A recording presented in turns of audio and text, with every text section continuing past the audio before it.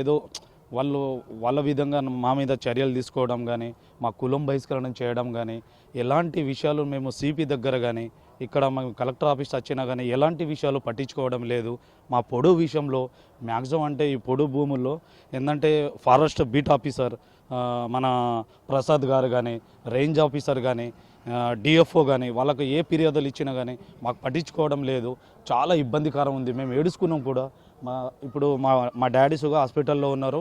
ఏంటంటే మాకు తెలియకుండానే ట్రంచ్ కొట్టడం కానీ, దాంట్లో పొడు భూములు మేము గత 30 సంవత్సరం నుంచి చేస్తూ వస్తుండడం కానీ, ఏదైనా దాని గురించి ఇన్ని రోజులు ఏం లేకుండానే మేము దాంట్లోనూ అన్ని వ్యవసాయం చేసుకుంటూనే బతుకుతూ వస్తున్నాము. అయితే మా అమ్మకు దాడి చేయడం ఏంటంటే మన బీట్ ఆఫీసర్ మా అమ్మని కొట్టాడు. ఏంటంటే సార్ మరి ఇట్లా చేస్తుండ్రు, ఏంటంటే మీ పక్క పొన్నోళ్ళు ఏంటంటే అబ్జెక్షన్ రావడం వలన, కానీ మా మీద అబ్జెక్షన్ రావడం వలన మరి వాళ్ళకి ఎందుకు తీస్తలేరు? మాకేందంటే మీరు మ్యాప్ ఇచ్చారు, మాకు పొడు పట్టలు వస్తారని మీరుగా చెప్తూ ఉన్నారు. అందుకబట్టి మేము చాలా ఇబ్బందిగా ఉన్నాం సార్. కలెక్టర్ రేట్లో సార్ మ్యాక్సిమం అంటే దీంతో 4-5 టైమ్స్ అయింది సార్. అయితే కానీ మీకు అయిపోతుంది. డిఏ ఆఫీసుగా మేము లెటర్ ఇప్పుడు ఉన్న ఈ లెటర్స్గా మేము పంపించాము.